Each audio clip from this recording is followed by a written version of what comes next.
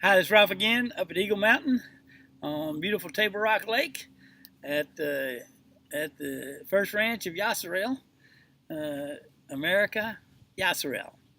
Yasarel means Yah rules as God. Sar, to rule or reign. El is God. Yah rules as God. That's Yahuwah's true nation, not Israel. One day the Messiah is going to return, and he's going to set up his kingdom over out of Jerusalem. But it won't be Jerusalem then. It'll be Yahushua. But that's going to be quite a while from now, because the scripture says that his name, first of all, has to cover the earth like the waters cover the sea. And his name means also his laws and his principles, which we're teaching. So we're heralding his return, but it's going to be for a while. Now, we're on the AHdamic Principles. And again, remember, first one is put Yah first, and his covenant, his teachings. Second of all is take care of your body, eat right, sleep right, exercise, and then buy you a piece of land and build you a home, or buy your home, but own your home. Third one is dance and romance. Learn how to love a woman. And what's the point of living 40 years, working real hard and everything, and then you mess up with your woman? No. Learn to love her and keep your woman happy. Every Sabbath day. Honey, you happy? If she ain't happy, fix that before you do anything else. All right. Fourth one is get wealthy. Yahuwah wants you wealthy. He wants you financially free. Now, what's the upper end of that? I don't know. We're in the process of finding out.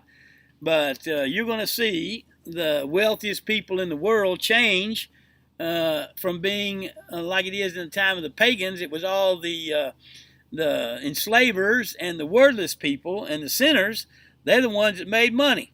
They're the ones, if they were selfish, greedy, they made the money.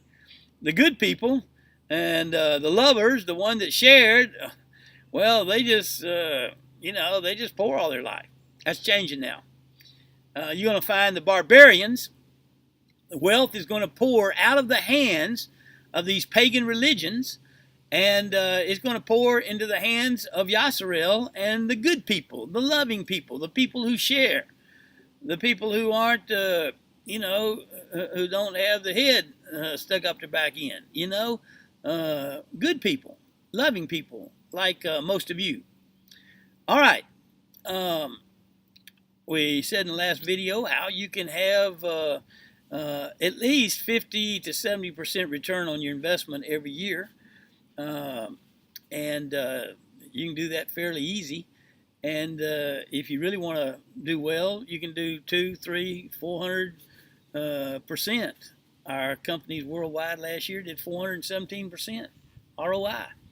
And that's the best we've ever done, but I believe we're going to do better than that coming up. And we're just doing it Yahuwah's way.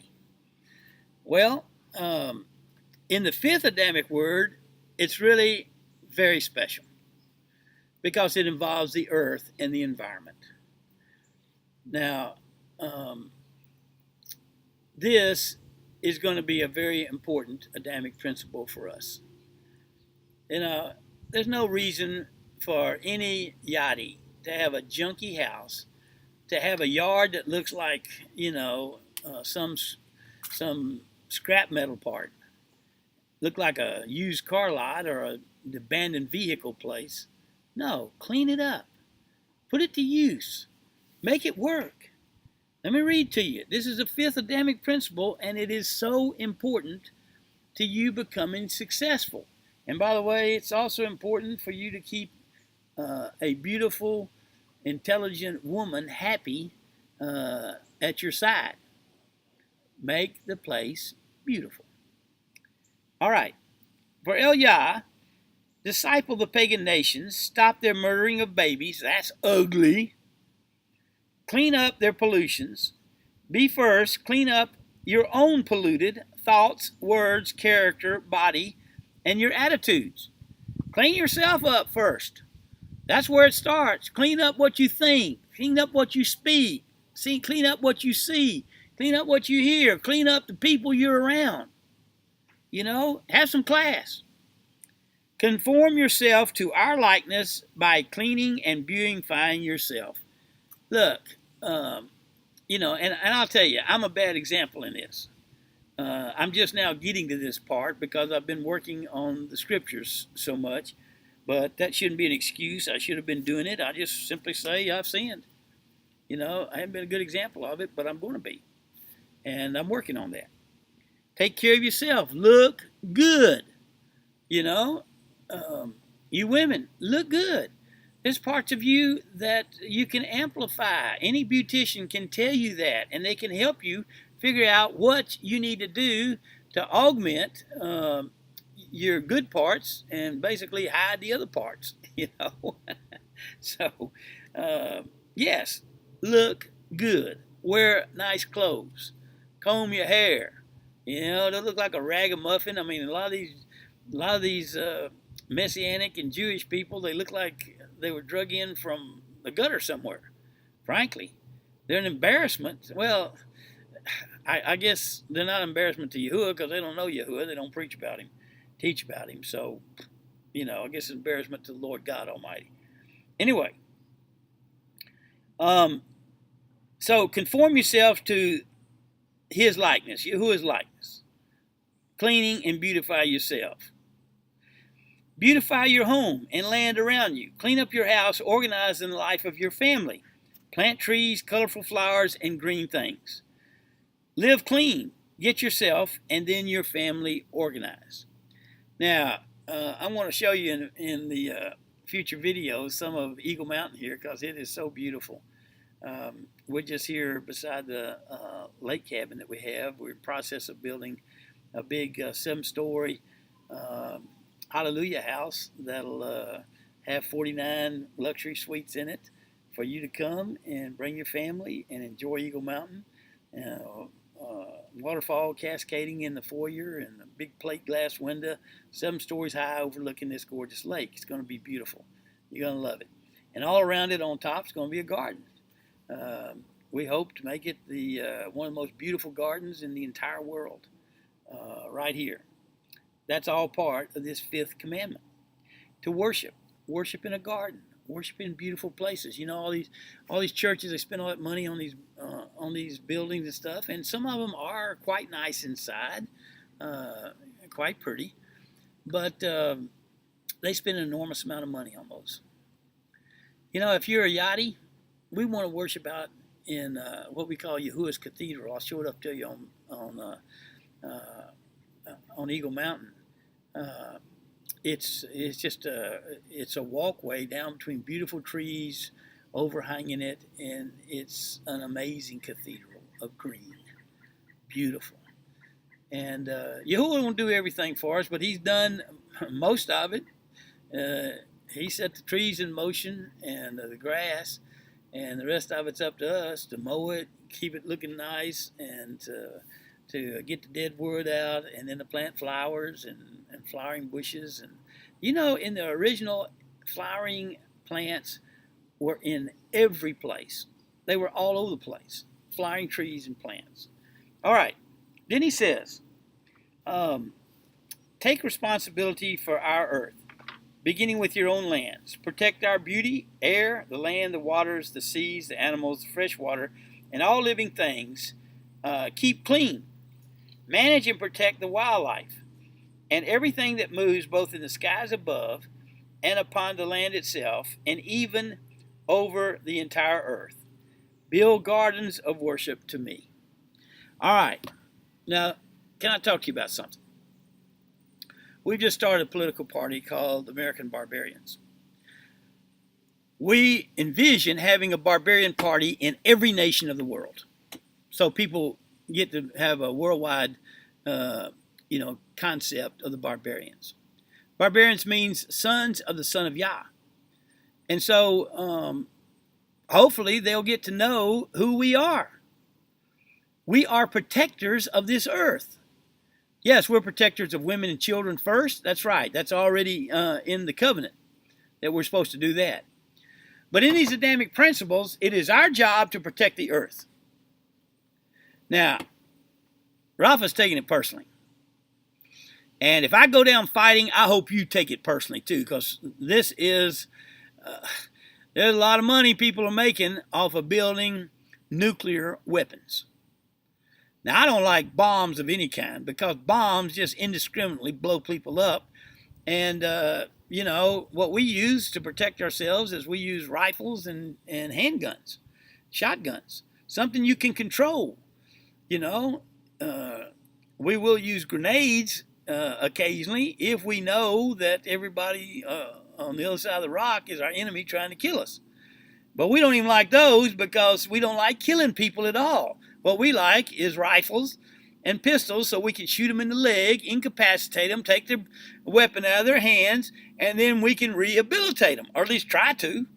And we've done it to thousands. Look, I've got 1,400 of my adopted sons that used to be Al-Qaeda that I put a bullet in their leg. In most cases, a few times in their shoulder or their arm, but most times it's leg. And, you know, and we spent months rehabilitating them until they finally got it, and they understood the love of Yah. And listen, those boys will come up here and they'll point their bullet, their little scar in their leg, and they'll say, "This is my love shot from my daddy. He loved me enough where he didn't kill me. I was trying to kill him. He shot me in the leg, and then he taught me about life. He gave me a life. My daddy loved me enough to give me life." And I tell you, I could go right now up into a lot of those countries over there, and in those radical Islamic countries, and the women come out, "Oh, can you come eat with us? Oh, here's Rafa here. They love me." Why? Because instead of killing their sons, I gave their sons back to them as men, as good men, as law-abiding and lawful and wordful men and barbarian men. Now, their fathers sometimes, they're so messed up in slavery, they don't, they just don't have sense. But a lot of those mothers, they know what we've done for them, and they love us for it. But I want to tell you something. Those nuclear weapons need to go worldwide. It needs to be a major platform for us. I've been in the radiation path of Chernobyl, and I tell you, it's a horrible sight. Kids with all kind of, malformed faces, fingers. I mean, horrible stuff that give you nightmares. I've seen so many horrible things in my life, but I don't think anything has really grabbed my heart more than seeing what radiation poisoning has done for those precious kids. And it's horrible. It's horrible. And, I wish every one of you, if you saw what I saw, you would be the one preaching to me. Let's get rid of nuclear weapons. Somebody's going to use them. In fact, prove my point, the U.S. has already used them. The U.S. has already done 1,000 tests with nuclear weapons. They're beautiful islands, usually out in the middle of the ocean somewhere, that nobody can go on them for 1,000 years because the United States government and military has polluted them. We got a responsibility to clean those things up, and they ain't going to be cheap either. But we need to do it. They're destroying fish, and we talk about complaining about other weapons, other countries coming and making 1 or 2 nuclear weapons when we've got, report is that we've got close to over 500,000, some people say 1 million of them. Nobody really knows because it's, quote, classified.